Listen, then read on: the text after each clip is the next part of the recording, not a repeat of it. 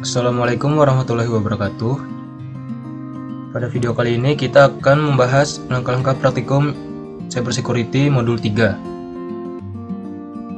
Langsung kita masuk ke langkah praktikum yang pertama, yaitu berkaitan dengan firewall. Kali ini kita mulai untuk skenario pertama, yaitu ICMP blocking. Sebelum itu kita harus memasukkan username dan password terlebih dahulu untuk login ke Ubuntu server sebagai PC server kita. Username-nya adalah MBCLab dan passwordnya Cybersecurity. Setelah itu kita masuk ke super user dengan mengetikkan sudo su, lalu masukkan password Cybersecurity.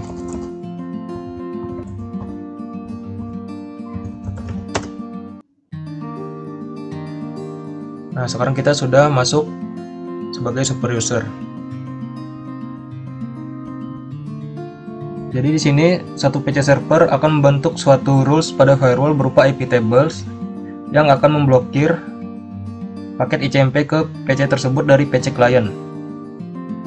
Nah, pada komputer yang menggunakan firewall, yaitu Ubuntu server kita ini, kita buat rules IP tables dengan mengetikkan perintah sebagai berikut. IP tables min A input, min P ICMP, min J reject, lalu enter. Nah, setelah kita berhasil menambahkan rule block ICMP-nya, pastikan rule yang sudah kita buat ini aktif, yaitu dengan mengetikkan perintah sebagai berikut. IP tables min L min N min V line numbers, lalu tekan enter. Nah, seperti yang dapat kita lihat di sini, rule block ICMP yang sudah kita buat tadi telah aktif. Selanjutnya, pada komputer klien, yaitu Windows kita ini, kita buka command prompt.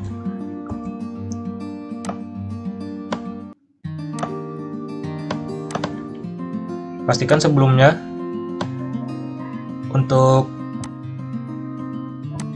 networknya kita ubah ke bridged network.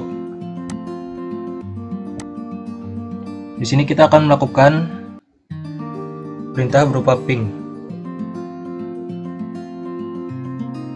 Sebelum itu kita harus mengecek IP pada komputer server dengan cara ifconfig. Nah, di sini kita dapatkan IP-nya adalah 192.168.100.8. Maka kita coba ping ke IP tersebut.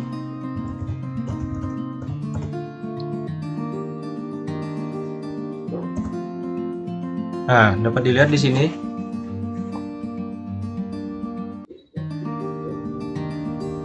port ICMP telah berhasil diblokir.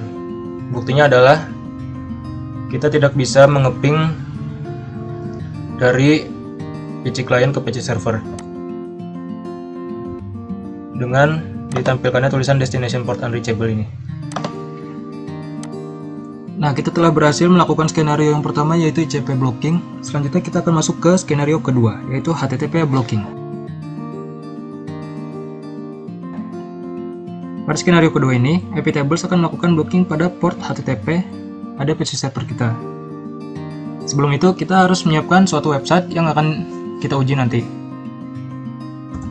Kita dapat membukanya menggunakan terminal browser W3M dengan cara seperti berikut. Web yang kita gunakan sini adalah website LIPI. Tekan enter. Nah, dapat dilihat di sini web LIPI berhasil terbuka. karena kita belum melakukan HTTP blocking. Oke. Selanjutnya, untuk melakukan HTTP blocking, kita ketikkan perintah seperti berikut: iptables a output p tcp d port 80 j drop. Lalu kita tekan enter. Nah, maka iptable telah berhasil ditambahkan. Untuk mengeceknya apakah rule ini sudah aktif, kita dapat menggunakan perintah iptables min l min n min v line numbers. Nah, dapat kita perhatikan di sini sudah ada suatu list baru dengan nomor 1, protokol TCP dan destination port 80 dengan aksi drop, dimana ini akan memblokir akses kita ke website HTTP.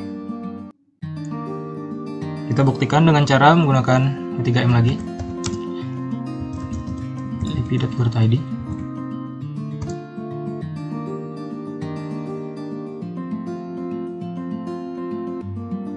Kita tunggu beberapa saat.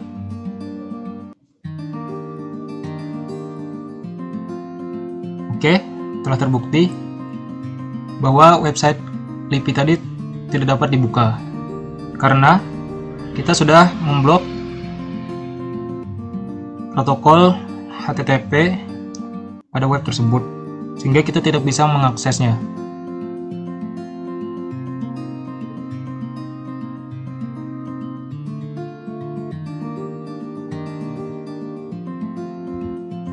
Nah, di sini akan muncul pesan W3M cannot load lip.gurt.id.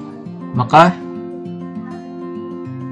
skenario kedua kali ini untuk HTTP blocking telah berhasil kita lakukan. Baik, setelah kita menyelesaikan langkah-langkah pada praktikum 1 untuk skenario 1 dan 2 yang telah kita lakukan tadi, selanjutnya kita akan masuk ke langkah praktikum 2 yang berkaitan dengan IDS atau Intrusion Detection System.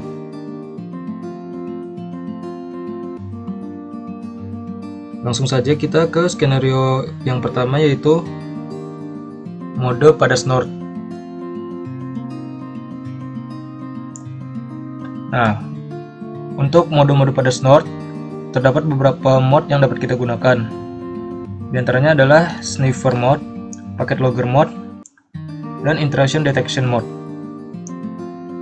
Untuk sniffer mode dapat dijalankan dengan menggunakan perintah sebagai berikut: snort min v min d min e.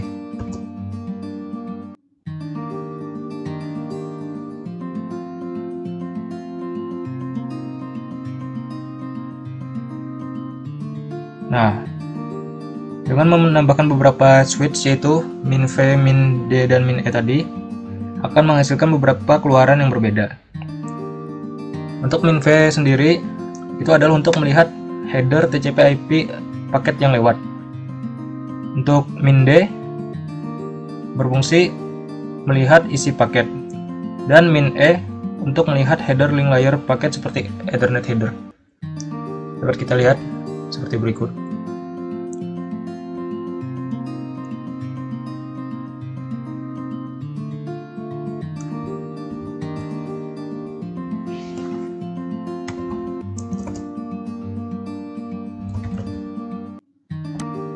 Selanjutnya adalah packet logger mode. Beberapa perintah yang dapat digunakan untuk mencatat paket yang ada adalah sebagai berikut.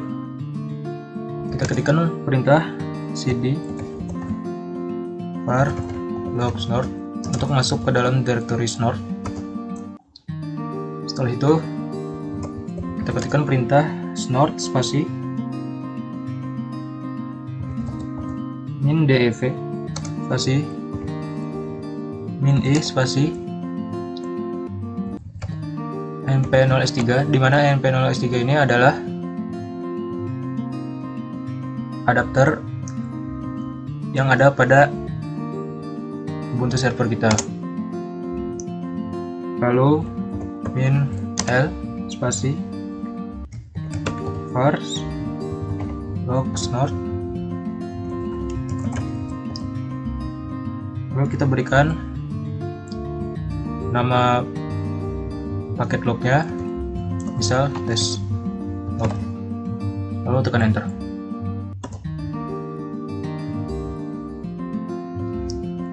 Setelah beberapa saat dapat kita stop, tekan Ctrl C. Nah, dapat kita lihat di sini Snort telah berhasil mencatat paket ke dalam file yang telah kita buat tadi, yaitu test.log, dengan isi sebagai berikut. Mulai dari memory usage summary, paket input total, dan breakdown berdasarkan protokol. Untuk mengecek atau membaca file log yang telah kita buat tadi, dapat digunakan command seperti berikut: snort pv r nama paket yang akan kita buka. Sebelum itu, untuk melihat nama paket, kita dapat mengetikkan perintah ls. Nah, dapat kita lihat di sini ada beberapa log yang sudah dibuat. Kita coba buka log terakhir yang kita buat tadi, yaitu test.log, dengan cara mengetikkan perintah snort min dv min r test.log. Pastikan nama file lognya telah sama, lalu tekan enter. Nah, maka dia akan menampilkan sama seperti pada saat kita melakukan logging paket tadi, dengan detail sama seperti sebelumnya.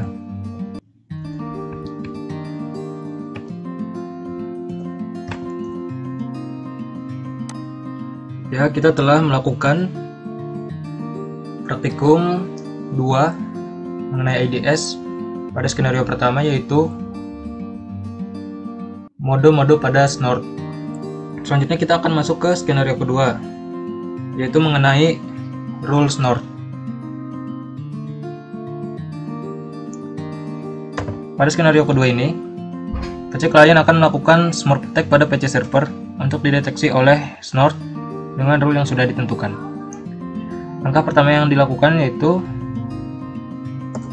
kita buat rules baru yang berada di direktori etc snort rules dengan cara mengetikkan seperti berikut: nano etc snort rules.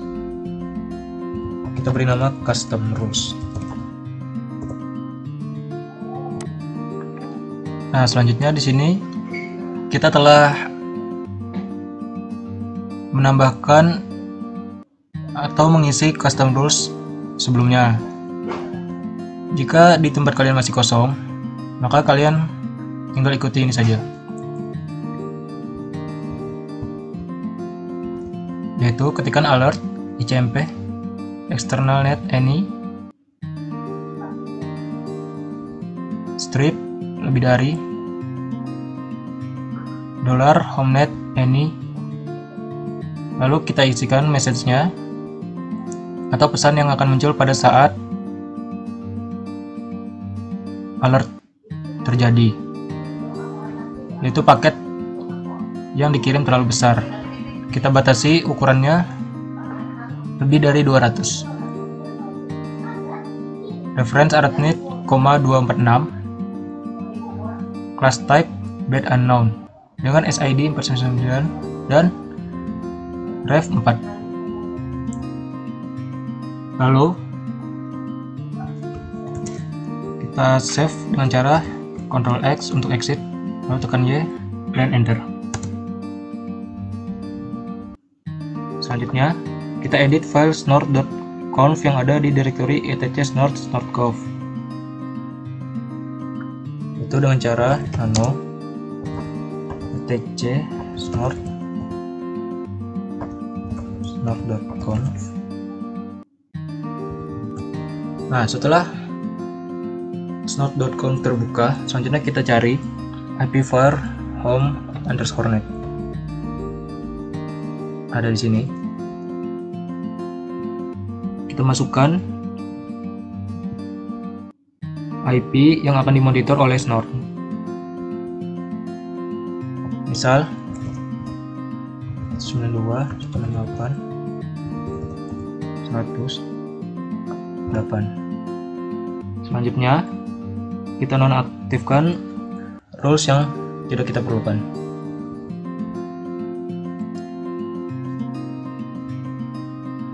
Yaitu dengan cara memberikan pagar.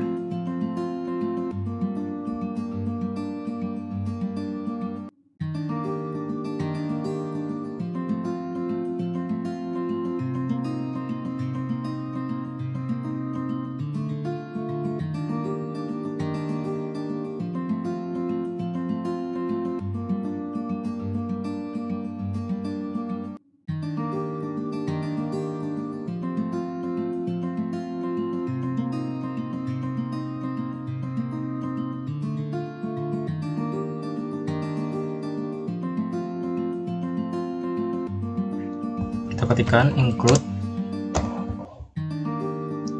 rule yang kita buat tadi akan kita masukkan di sini. Dengan cara mengetikkan rule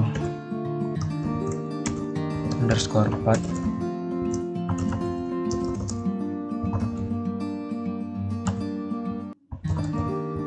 custom rules. Selanjutnya kita simpan, tekan Ctrl X, lalu tekan Y, enter.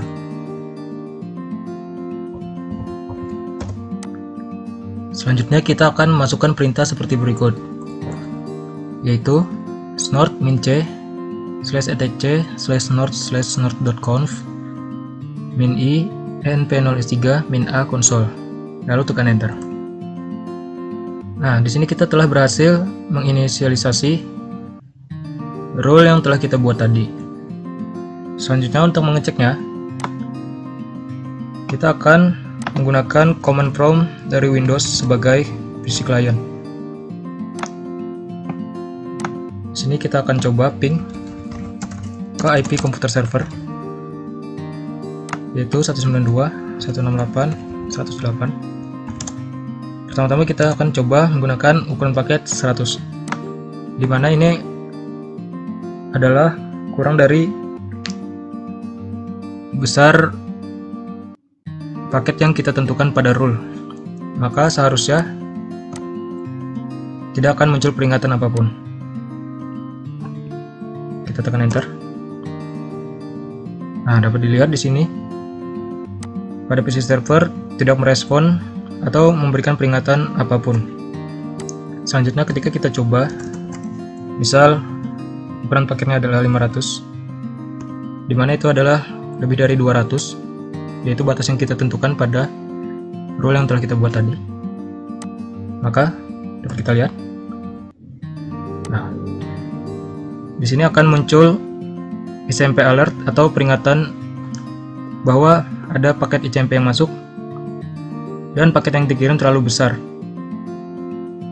dimana klasifikasinya termasuk potentially bad traffic yang memiliki priority 2.